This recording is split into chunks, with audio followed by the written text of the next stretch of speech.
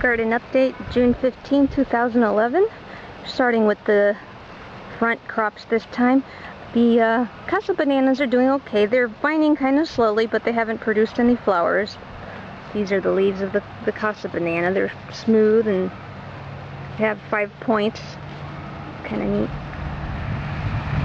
And but the horned melon is much more prolific.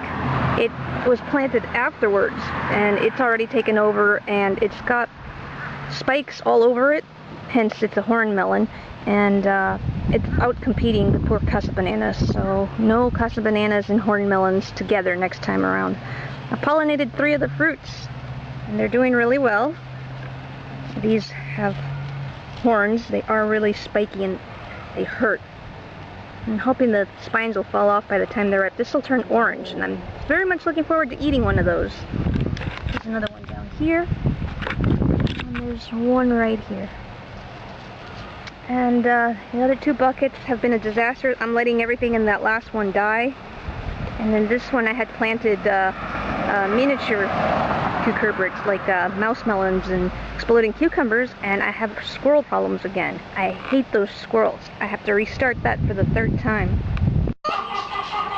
Okay, it's early in the morning. Well, hens are loud because they're laying eggs right now. And luckily it's kind of overcast, but it's really still gross. It's so muggy and hot out here. The highs have been in the 90s, and the humidity right now I think is around 80 something. It's really disgusting. And the nights aren't that much better when the humidity is this high. But I got all the nepenthes out here to get a little bit of sun while they can on my highlands. I'll do a video specifically on what everything is later on. Okay, so the gourd arbor, doing pretty well, better than it was last time. I've made mistakes this year, and I know what I have to fix now, but this is still the best I have ever done, and I'm still learning from my mistakes. I've got a black crim tomato here growing, doing pretty well. Need to fix the cage so the stupid squirrels don't get to it. And this hasn't grown very much.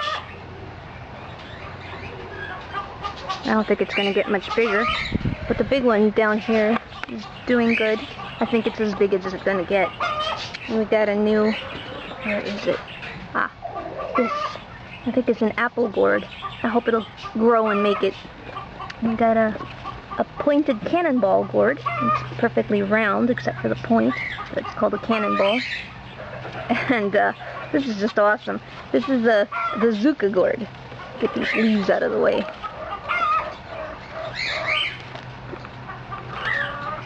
Look at that. And that's not even full size. If this thing keeps going as well as it's doing, it's going to get a lot bigger than that. These have the potential to reach 100 pounds. I would love to get my first giant gourd. That would be cool. If I only get one, that's the one I want to get. And got 2 new snake gourds coming in. One right there and one right there. Snake gourds, birdhouse gourds doing good. And the loofah is finally really branching out. And nothing here on the oppo yet. The brandywine is getting taller. Oh, first brandywine. I have to tent these because it's now the season for the stink bugs. The stink bugs are like the worst enemy for the tomatoes, so I need to tent these soon, probably today. And the yellow pear had its first little baby pear around here somewhere. There's a pear right there. It's tiny. Can't wait for those to come out. And I have to trim it back because it's got extra branches that it doesn't need. The nice thing about tomatoes is you can cut off the extra parts and put them in water, and they'll take root, and you can make new tomato plants from the one plant. So that's cool. But let's go in the arbor because this is what's really nice. And I'm very excited about what's been going on. It's finally looking like a gourd arbor. There's an opal gourd hanging over there, you can see. And when you walk under here, it's just so much cooler, less humidity. It's just so much nicer. Oh, these are those miniature Chinese bottle gourds. That's as big as they get. I'm so glad I got some of these. They're so cute. Oh, there's one growing right there. Okay, so one of the mistakes I made, and I need to improve for if I restart or do this over, is I only have these ladders here for support, and that helps a little bit, but really this whole thing needs to have some kind of wire or net system going all the way to the back. That way the gourds are completely suspended and I don't have any of this hanging wire. The only thing that should be hanging down should be the fruits themselves. The other big mistake I've been making is that I saw this after seeing how they grow the gourds at Epcot. I need to clip all the leaves on the central vine and any side vines that are growing vertically. Once they hit the top, you let them spread. But you gotta keep this front area clean. And it's just such a tangled mess in there. I've been trying to clip it back, it just can't keep up with it. And another mistake was overplanting. I shouldn't have more than 3 plants per pot, really. And it wasn't intentional. I would put the seeds in and they wouldn't come up, and I thought they weren't any good, so I kept putting more seeds in, and then suddenly everything started popping up all at once. So I really need to start them indoors to make sure they germinate instead of keep popping seeds in the ground, though they can be grown outdoors here. And then the last thing that's really been helping a lot has been fertilizing once a week. And I add the granular fertilizer. I've been using the Scott's 10-10-10 that I get at Lowe's. And I just put in a little spoonful, a little measuring spoon that I have, and once a week, and the leaves, as you see, are getting really dark and nice because of that. It really does help them.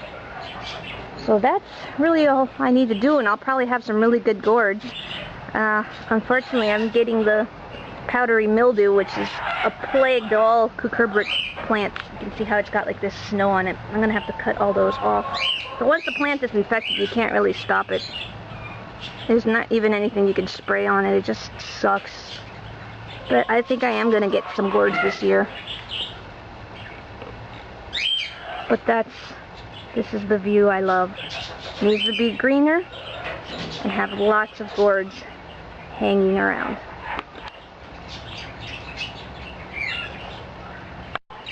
Lastly, update on my sunflower that came out of nowhere. It's gorgeous. It's not 8 feet tall anymore because the flower's heads on the top are so heavy that it fell over. Well, not fell over, but it's bending. This thing is so cool. It's full of bees, which is good. It's at least 8 feet tall, I know that. Very cool. And that's it for this garden update.